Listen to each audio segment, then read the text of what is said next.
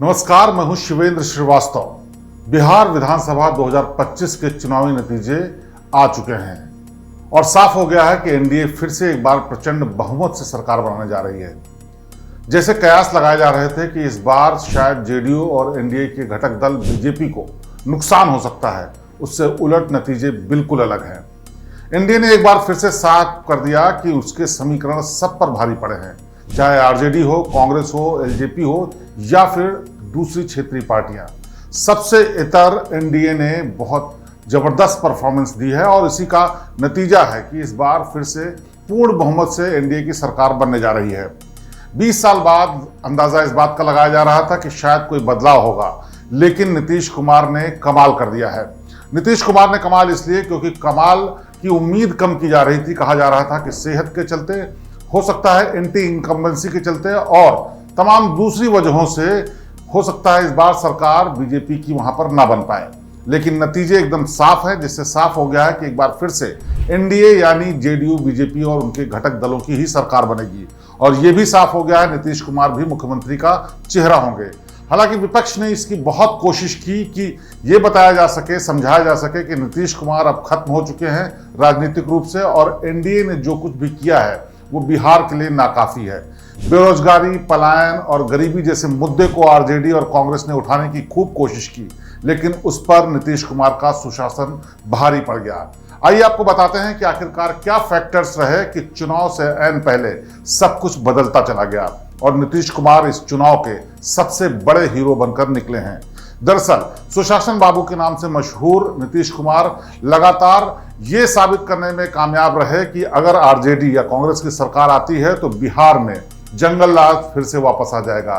उन्होंने बार बार, उनकी पार्टी ने, उनके नेताओं ने और बीजेपी के बड़े नेताओं ने ये दिखाने में कामयाबी हासिल की कि 20 साल पहले बिहार में क्या होता था। जब लालू राबड़ी की सरकार थी, जब तेजस्वी यादव छोटे थे लेकिन सरकार आरजेडी की थी, तब क्या होता था।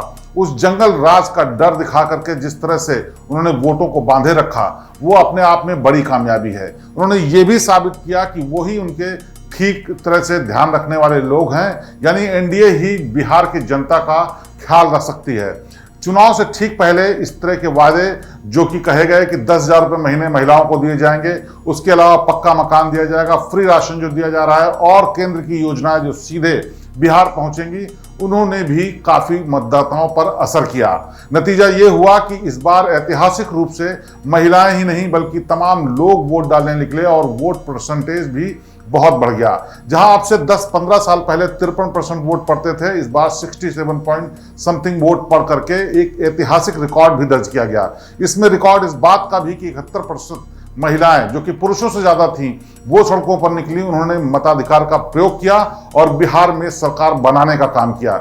ये एक अपने आप में ऐतिहासिक फैसला इसलिए भी है क्योंकि इतनी ज्यादा संख्या में महिलाएं निकलकर जब वोट कर रही थी तो बात इस बात की भी हो रही थी कि ये क्या बदलाव की बहार है या फिर दोबारा वही सरकार आएगी। उसको मजबूत तरीके से लाने के लिए महिलाओं ने मोर्चा संभाल लिया है। लेकिन अब नतीजा साफ बताता है कि महिलाओं ने तय कर लिया था कि बिहार में नीतीश की सरकार ही वो चाहती हैं और वो चाहती हैं कि एनडीए ही बिहार पर राज करे, क्योंकि बहुत सारे ऐसे मुद्दे थे जिसको बिहार में बीजेपी के शासन में, एनडीए के शासन में ठीक किया गया। सबसे बड़ा मुद्दा शराबबंदी का था, जिसको लेकर के महिलाएं सालों साल से परेशान थी कि पुरुष सारी कमाई शराब पर खर्च कर देते हैं और बिहार जैसे गरीब स्टेट में उनको नुकसान होता है, परिवार बिखरते हैं। साथ ही उनके राशन पानी का इंतजाम, उनके घरों का इंतजाम, उनको रोजगार का इंतजाम और पलायन रोकने की भी बात जो नीतीश की पार्टी ने और एनडीए ने की, उसका सीधा असर देखने को मिला और नतीजा आपके सामने है।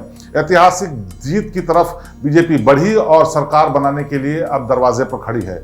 तय है कि इस बार भी नीतीश कुमार ही मुख्यमंत्री बनेंगे। हालांकि पार्टी के भीतर तमाम लोग ये भी कहने की कोशिश कर रहे हैं कि सेहत इस बात की गवाही नहीं दे रही है कि नीतीश कुमार को कुर्सी पर बिठाया जाए, लेकिन अब एनडीए और उसके घटक दलों को तय करना है कि आखिरी फैसला क्या होगा।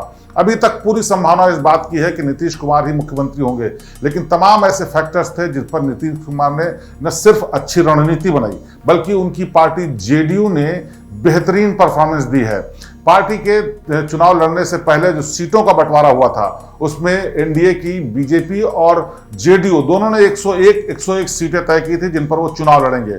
और उसमें इतना बड़ा प्रदर्शन, इतना बड़ा परफॉर्मेंस दिखाना जेडीयू की तरफ से ये ऐतिहासिक हो जाता है और इसी के साथ मजबूत हो जाती है उनकी दावेदारी कि आखिरकार मुख्यमंत्री किस पार्टी से होगा। हालांकि चुनाव से पहले एनडीए ने साफ कर दिया था, बीजेपी ने और उसके आला नेताओं ने भी साफ कर दिया था कि हमारा मुख्यमंत्री का चेहरा नीतीश कुमार होंगे।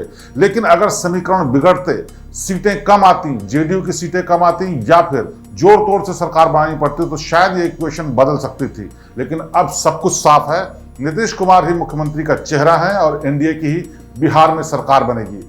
जनता भी ये उम्मीद कर रही है कि जिस उम्मीदों के साथ उन्होंने वोट दिया है वो वोट की जो उम्मीदें हैं वो खरी उतरें और जितने भी वायदे बीजेपी ने, एनडीए ने, जेडीयू ने किए हैं वो सब पूरे किए जाएं।